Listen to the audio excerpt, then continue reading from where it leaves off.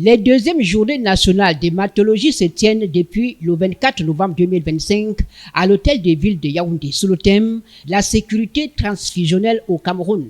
Les travaux y relatifs regroupent experts, chercheurs, professionnels de la santé et structures partenaires du ministère de la Santé publique. Pendant 2 jours, il s'agit pour tous ces acteurs de la chaîne de la transfusion sanguine de trouver les voies et moyens qui permettent d'aboutir à la sécurité du patient qui reçoit du sang en cas d'urgence ou de nécessité.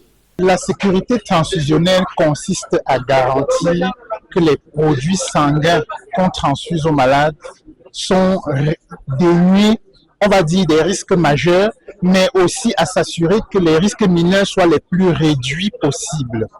Au Cameroun, en ce moment, on a encore des banques de sang qui ont des poches de sang avec des risques élevés, notamment des risques de HIV, les risques d'hépatite B, les risques d'hépatite C, les risques de syphilis.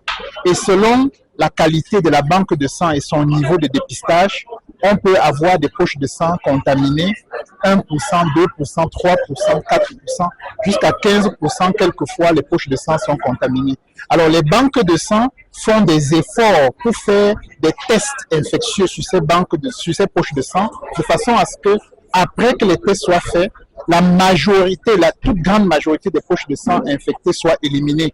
Initié par la Société camerounaise d'hématologie et de transfusion sanguine en partenariat avec le Centre national de transfusion sanguine, ces journées visent aussi à prévenir le risque immuno-hématologique de la transfusion sanguine, renforcer le système de management de la qualité dans la transfusion sanguine, échanger avec les experts venus des autres pays, communiquer sur les avancées, sur les pratiques transfusionnelles. Il y a des moyens modèles qui sont de plus en plus en train d'être évalués pour voir si plus tard on peut avoir du sang le moins à risque possible, notamment l'inactivation des pathogènes, qui est une technologie qui permet de traiter les produits sanguins par des moyens technologiques pour réduire les infections qui sont dans les poches de sang.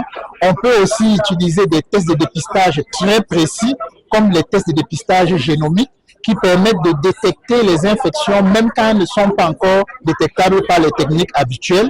Et il y a aussi la possibilité, mais ça c'est bien plus tard, de faire du sang artificiel, qui est du sang qui n'est pas venu d'un être humain, mais qui provient des différentes sources, comme par exemple le vin marin, comme par exemple certains produits de synthèse, qui permettent d'augmenter les capacités en oxygène du corps humain sans avoir recours à la transfusion sanguine. Avoir un sang non souillé nécessite un travail minutieux. La moindre erreur peut amener le patient à assigner en justice le transfuseur.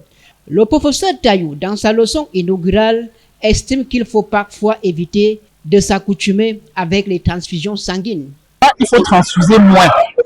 Il faut utiliser les alternatives à la transfusion, qui sont des alternatives qui permettent de réduire le risque justement de contamination des gens par la transfusion. Quand vous utilisez l'autotransfusion, quand vous utilisez des médicaments qui stimulent la fabrication du sang, vous transfusez donc moins les gens et vous diminuez ainsi le risque de les contaminer par le sang venant de quelqu'un d'autre.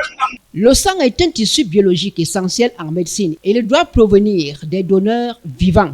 Donner un peu de son sang pour sauver des vies, les populations ont encore du mal à répondre favorablement à l'appel des centres de transfusion sanguine. Nous savons combien il y a des malades qui attendent ce geste salvateur. Nous connaissons comment nos mamans, nos filles et nos sœurs meurent des suites d'hémorragie après les accouchements. Nous connaissons nos enfants drépanocytaires.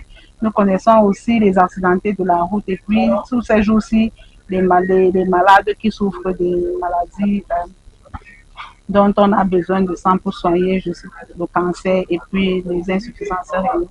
Dans le cadre de ces journées nationales d'hématologie, l'occasion est propice pour sensibiliser les populations sur l'importance qu'il y a à donner un peu de son sang pour sauver des vies. Le Centre national de transfusion sanguine, la tâche n'est pas du tout facile pour le moment parce que, étant une structure en cours de déploiement, il faut à tout prix une large communication pour que les Camerounais changent de comportement, pour qu'ils prennent déjà la conscience de ce que chaque Camerounais doit se lever sans être obligé, sans être dans une situation compliquée et donner bénévolement de son sang. Et c'est ce que nous nous déployons à faire chaque année, à communiquer, comme nous sommes ici également aujourd'hui, c'est pour sensibiliser le grand public sur les bienfaits du don et puis l'importance de faire ce don pour sauver des vies. Sans sauver des vies, parce que si vous ne donnez pas et que je ne donne pas, celui qui en a besoin n'aura pas de vie sauvée.